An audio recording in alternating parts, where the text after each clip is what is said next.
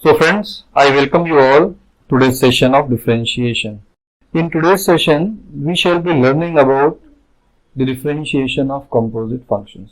This particular topic is the most important topic as far as differentiation is concerned. So let me begin with the differentiation of composite function. So far, whatever functions we have discussed, those are called as standard functions. So if you can see the table, these all formats of functions. Like if you see here x raised to n, the constant, sin x, cos x, secant x, cos secant x, all these are the standard functions you have already seen. But now it is not necessary that always you get all the expression in the form of standard function. No. So what are the other possibilities you can get? So the other possibilities you can get are non-standard functions. The non-standard function is basically some sort of composite function. So composite function indicates the functions are not in the standard form. So let me show you one example. The first function we discussed was the algebraic function like f of x equals x raised to n. So if you see here, this is the standard function y equal to f of x, that is x raised to n. Now if I want to change this function in the non-standard form, I can write down it as y f of x. Now instead of x, if I substitute 3x plus 2 the whole square. So now this is not in the standard form, because if you look at here, we have a single variable x here, but now that single variable x is replaced by a combination of x here. So instead of getting x, now we have 3x plus 2. We can take one more example just to give you clarity. You can also have y equal to some function of x for that matter, sin x raised to 5. Now this is also not in the standard form, because here we should have x raised to n, but we are, instead of having x raised to n, we are having sin x raised to n. Means we got another function of x. So this is a kind of another function of x. So I can call it as another function of x, maybe g of x. Okay. This is also another function of x that I may call it as g of x. So g of x, here g of x is sin x, while here g of x is 3x plus 2. So instead of getting standard form of function, we get a kind of modified form of function where the expression would be not directly in terms of x, but the expression would be in the combination of x, right, or some other form of x. We can see some more examples. This was one example we took. Let me say another format, like we take a standard function. So y equal to f of x equal to sin of x. So this is a standard function. You can see this in the table. So sin of x is a standard function and its derivative is cos of x. But now if I get something like this, y equals f of x, let's say, instead of having x here now, so we should have x. If it is x, then it is standard function, but this x is changed by some other function. So if this x is changed by some other function, let me say it is sin of tan x plus secant x. So what has happened here? If you look at here, instead of getting the standard x over here, I have got a combination which is another function of x. This is not exactly x, but it is, instead of x, we are having some other function of x. Let me call it g of x. So when x is modified to some other function of x, okay, then that becomes, so here it is, instead of x we have tan x plus secant of x. So instead of x you have this particular thing. Okay, so this is again a kind of composite function. Let me take one more example to give you more clarity. Suppose we have a standard logarithmic function. So in the standard logarithmic function, we should have log of x. So here we should have only x. Now if this x is changed to, in the standard form, if the x is changed to some other function of x, so if I write down this, let's say instead of having log of x, so log is there, the standard format is there, but instead of x we got something else. You may get something like x square plus sin x plus 5. So now where we were supposed to have only x, now that is not only x but it is a function of x, you can see. So it is a new function of x, some new function, I am going to call it a new function of x, g of x, right. So in the place of x, if you get function of x, then it becomes what? Composite function. So this composite function can be of different levels. So let me show you the various levels of composite function. Let's say y equals sine of e raised to x whole raised to 5. So if you see the basic form of the function is, if you look at this, the basic format of function is, if I take this whole as a variable x, the standard form is basically it is x raised to n. But if you get inside here and if you see this sign, so it is what we can say that, so here instead of x we have e raised to x. So there is another level of composite function involved. So it is going to be, the standard function is going to be, inside the standard function is going to be sine of x. So if you see here, here x was changed and here whole thing was changed, right? Okay. So here this x was changed by sine e raised to x. So here this x was changed by, instead of x we had sine e raised to x, and here instead of x we had e raised to x, like that. So there are possibility of getting various levels of composite functions. Okay, in a single function you may get number of layers. Okay, so you have to subsequently perform a lot of steps so as to get the entire differentiation done. So let me not confuse at this level. There may be compositeness at various levels. In order to get the differentiation, we will have to consider all the compositeness involved. So we will discuss about that in detail while we take up the problems. Before going for that, let me give you a recap of definition of derivative. That's very important here. So what is the definition of derivative? Okay, just few points I would like to give you, just for, we have already discussed it in detail in our first lecture, but here just to remind you what is basically the definition of derivative. So definition of derivative is nothing but instantaneous rate of change of function f of x with respect to variable x. So what is the meaning of it? So if delta x is the change in x, means x changes by a value delta x. Okay, that is what x becomes x plus delta x, right? So what is going to happen then? Function then, therefore if I have, let us say, the standard form of function y equals f of x, right?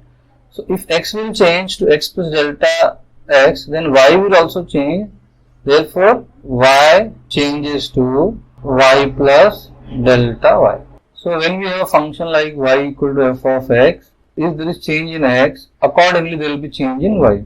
If there is small change in x, that is delta x, so correspondingly there will be small change in y also, delta y. Okay, that's why, fine. So when x changes to x plus delta x, y will change to y plus delta y. That's very simple. Therefore the rate of change of y with respect to x, so that is change in y by change in x. That's a very simple idea.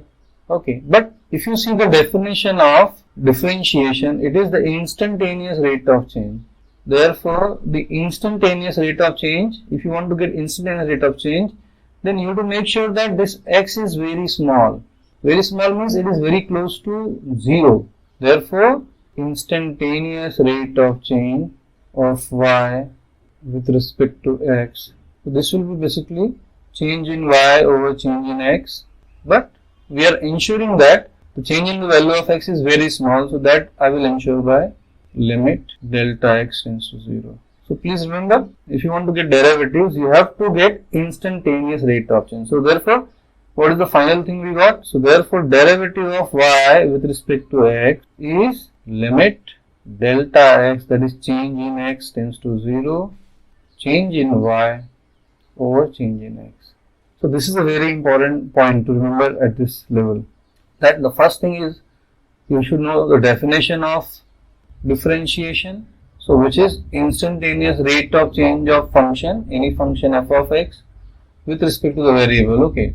And then you should know how to get the expression of differentiation. So you apply the limit of union variable tends to 0, you will get the derivative. That's very simple. Having understood the concept of derivatives, now we will go for a very important theorem, differentiation of composite functions.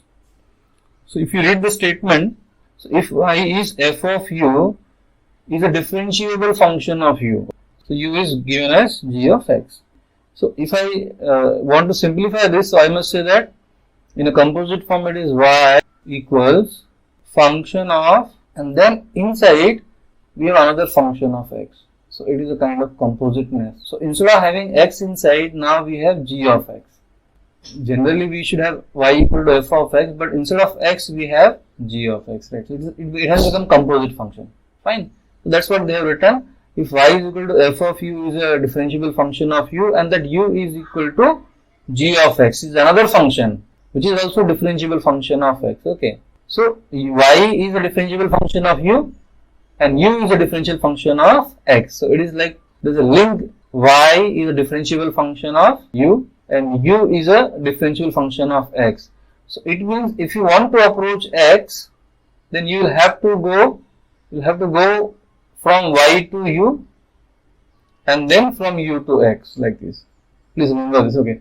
So if you want to get derivative of y with respect to x, then you have to get derivative of y with respect to u and then derivative of u with respect to x. All that thing has to come together. It is just for explanation right now. We will see how it is.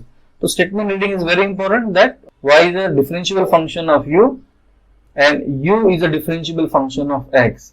You get a y equal to f of g of x. So then this is the statement. Means if you want to find differentiation of y with respect to x, then you first differentiate y with respect to u and then you differentiate u with respect to x. So it is going to be changed like this. For matter of time, if I take another example, okay, suppose you have something like this, that y is a function of u and u is a function of v, and then v is a function of some other function of x.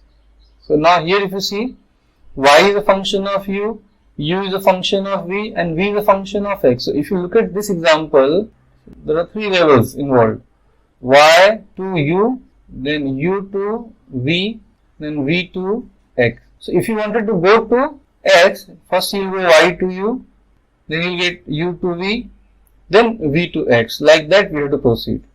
So in this condition, the whole expression would go like this: the derivative of y with respect to x. So first we will take derivative of y with respect to u, right? Then we will take derivative of u with respect to v, and then in last we will take derivative of v with respect to x, right?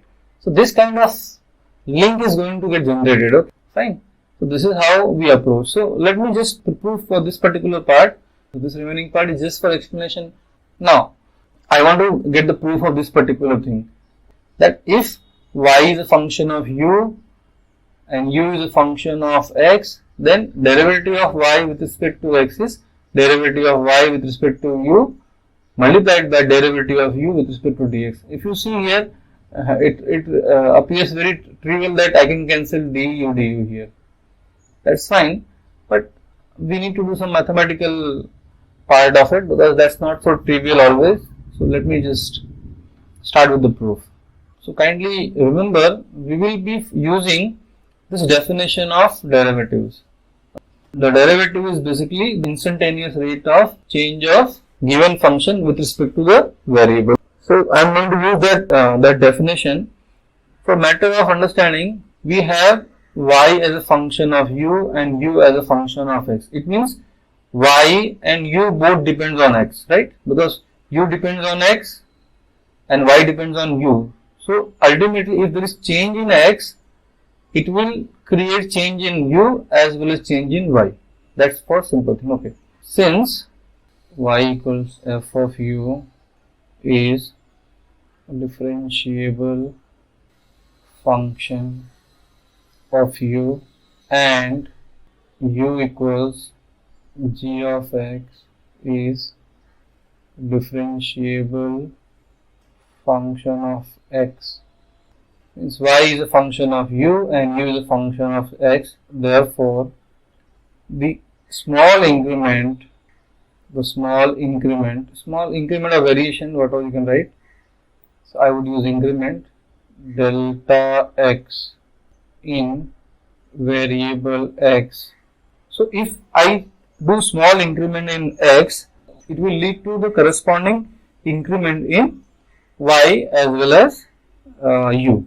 Therefore, the small increment in delta x in variable x produces corresponding small increments. You have to be very careful here that I am saying when there is a small increment in x, there will also be small increment in u and y. It is because the functions are differentiable. If they are not differentiable, then sudden spike you can get. But if the function is differentiable, it is somewhat a smooth function. Okay. So for smooth functions or differentiable functions, if I change a variable by small amount, you will get corresponding variation also by small amount only. There won't be infinite change. That has to be understood at this level.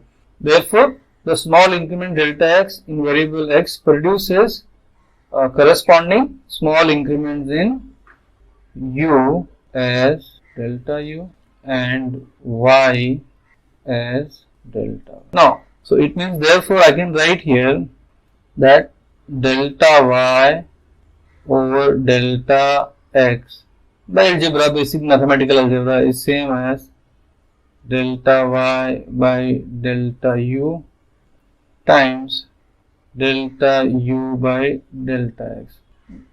Then pure mathematical algebra is applicable, so we can always apply. There is no derivative meaning over here. It's simple. These are simple numbers.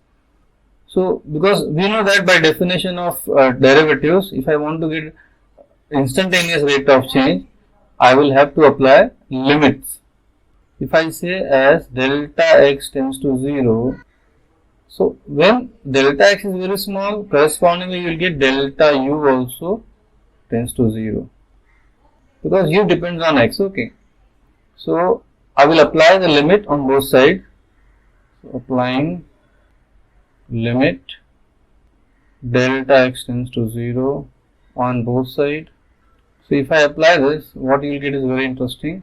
Limit delta x tends to 0, delta y by delta x. So the left hand side, limit delta x tends to 0, delta y by delta u times, right. So I would continue from here. Now, since we have already understood that as delta x tends to 0, delta u also tends to 0, right. So I can apply the delta u part over here. So therefore you may get, so limit delta x tends to 0, this is the left hand side, and this delta x tends to 0 will go to delta u by delta x, while this delta x tends to 0, for this part will become delta u, because both are same. So I can apply limit for first part, and in second part you can write down here as delta x tends to 0, that also gives you delta u tends to, right. So now you have to refer the definition of derivatives, that if you have change in y over change in x and you apply limit to denominator delta x tends to 0, this whole thing will become what? Dy by dx. So from change to differentiation, you have to apply the limit. One more thing is very important, that Since it is a differentiable function, then this part has to exist because it is a differentiable function. U is a differentiable function of x, therefore this must exist, right? Similarly, this also must exist, right? So when all right hand side exists, left hand side has to exist, right? It is not that the left hand side will not exist. The derivative of y with respect to x does not exist. This is not going to happen, okay? So when the right hand side completely exists, the left hand side also will exist, right? I can say that by definition of differentiation, this will become what? Dy by dx. This will become what? Dy du. And this part will become what? Du by dx. Now, we can easily extend this concept for number of functions, okay? So, let me just tell you, note, very important note this is. This can be extended for number of composite functions altogether. Like, suppose we have, if y is differentiable function of u and u is differentiable function of v and v is differentiable function of w and w is differentiable function of, it is just to give you the idea, okay, w is differentiable function of, finally I am writing x. Then what we can write down? Therefore, what link we got? Y as a function of u, u as a function of v, v as a function of w, and w finally as a function of x.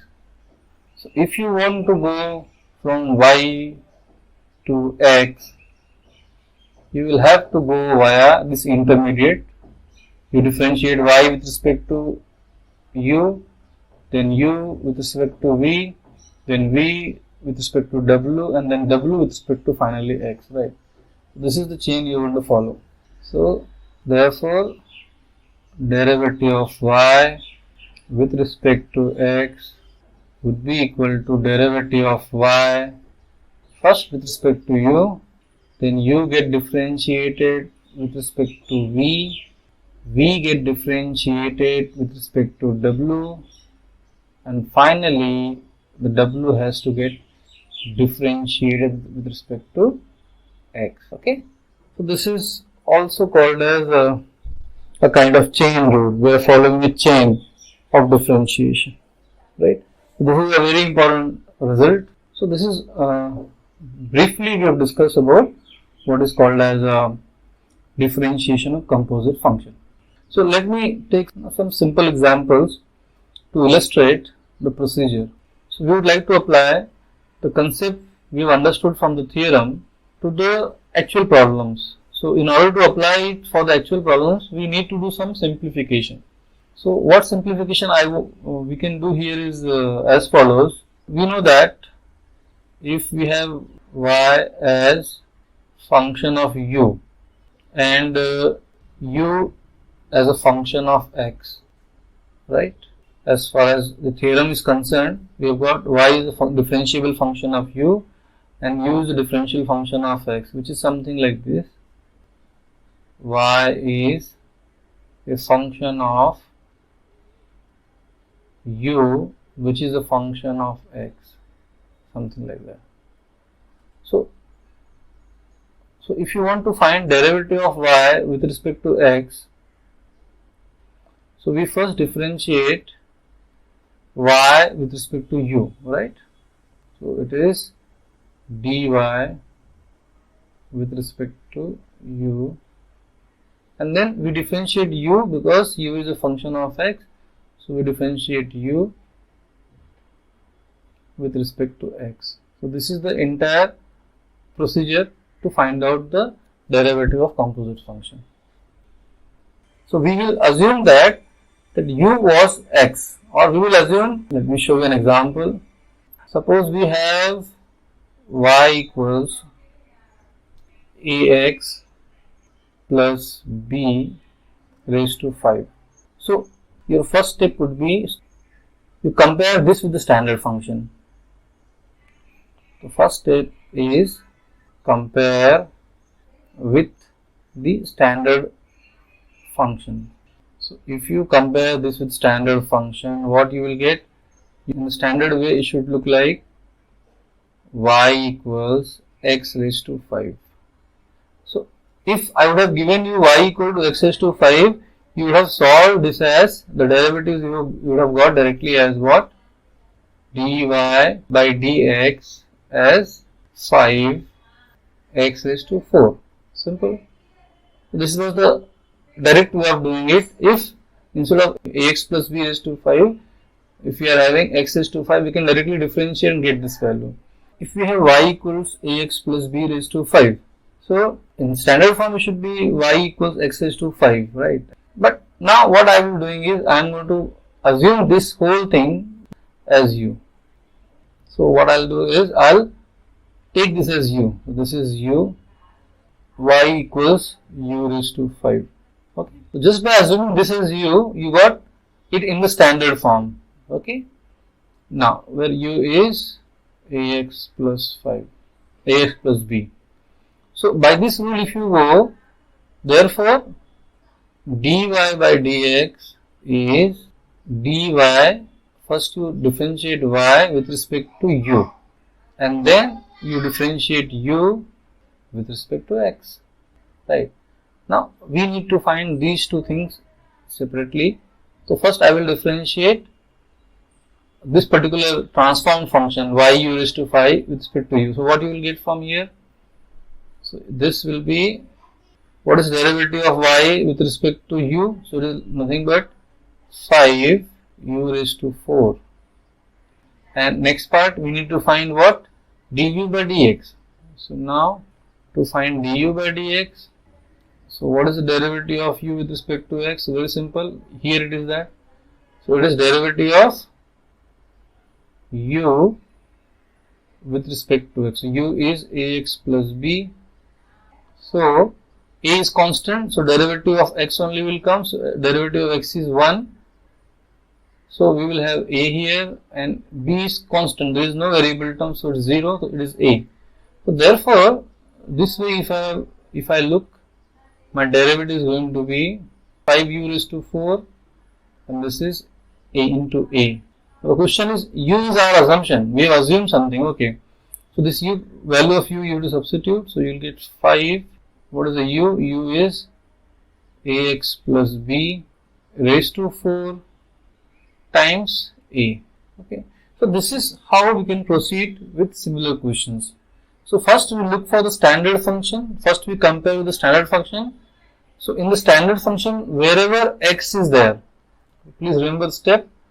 In standard function, wherever x is there, you are going to substitute u for it. So what is the next step we got, friends? Substitute u at the place of x, at the place of x. And okay, and then, so third step is to find, what is that you find first? Find dy by du and then du by dx and substitute. Okay, so you find these two, and once you find these two, you can easily find dy by dx as dy by du times du by dx. So this is initial, at the initial point you have to do this exercise. Okay, slowly as you understand, you can directly apply. Okay, need not substitute always. You can do small application and you can go ahead. Okay, let me take another example. Y equals, so we have another example, y equals sine of 4x plus 5 and we will find dy by dx. So if you look at this particular example, it is the standard form of this is, or the first step is compare it with the standard function. So here the standard function would be, you know that y equals sine of x. So if I give you find derivative of y equal to sine of x, you can easily solve it and you will get derivative as cos of x. So substitute u at the place of x. So here it was x, so at this particular x place, if I substitute u, so this is your u, right? So I am going to call this as u. So u, this is u. So u is 4x plus 5. Therefore this will turn out to be y equals sine of u where u is 4x plus 5. This small substitution we are doing. So what I will do, I will find dy by du and du by dx. So therefore, if I differentiate this, dy by du would be, so derivative of sine u would be cos u. There is no problem. And what is, if I differentiate this with respect to x, so I know that 4 is constant. So constant comes outside, derivative of x is 1. So 4, derivative of x is 1 and the phi is pure constant, 0. So this would be 4. Now, therefore dy by dx would be dy by du into du by dx.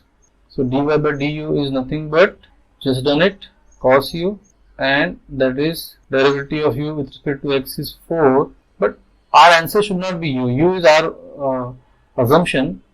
So u is basically 4x plus 5. So the whole thing would be simplified to 4x plus 5 times 4. So this is how we can solve a simple questions. Okay. So let me take another simple example. Let's say we have y equals e raised to sin x. We have to find derivative of y equal to e raised to sin x. So our first step is to compare with the standard function. So what standard function we have in this case? So in this case the standard function is y equals e raised to x. It means if instead of sin x, if it is x, then it becomes standard function, and we have the derivative of this standard function, which is dy by dx equals e raised to x itself, right? So what we should do is, at the place of x we are having sin x. So whatever is at the place of x, that I will assume as u. So let sin x equals u. Got it? So then what we will get? We will get y equals e raised to u. Now if we will differentiate this, so we need to find, as we know that we need to find what? Dy by du and then du by dx, that is why you get dy by dx, right? So in order to get that, friends, first we'll differentiate this with respect to u. So let us do it. Differentiating with respect to u. So that will give you dy over du. Very simple, because derivative of e raised to x is e raised to x. So derivative of e raised to u will be e raised to u only, because we are differentiating with respect to u, right? And the next step is what? You differentiate u with respect to x. So we have u as what, friends? Sin x. So differentiating this with respect to x. So what you shall get is very interesting. Du over dx equals derivative of sine. You have already done it. It is going to be cos x. If you don't remember the derivative of standard function, then you can always refer the table. We have already discussed about table. You can always refer the table with us. Okay. So derivative of sine is cos x and cos is minus sin x. Keep this table handy always. If you don't remember, doesn't matter, you can just refer the table. Okay. So now let's substitute. Therefore, by chain rule about a composite function, derivative of composite function, we have dy by dx equals dy by du times du by dx. So let's substitute and we'll get the values. It is going to be e raised to u and it is going to be cos x. But as you know that our answer must be in terms of x, not u. So I'll resubstitute the value of u as sin x. So this is how we can proceed and find out the derivatives of composite function. We will see some more examples in our next session. Thank you very much.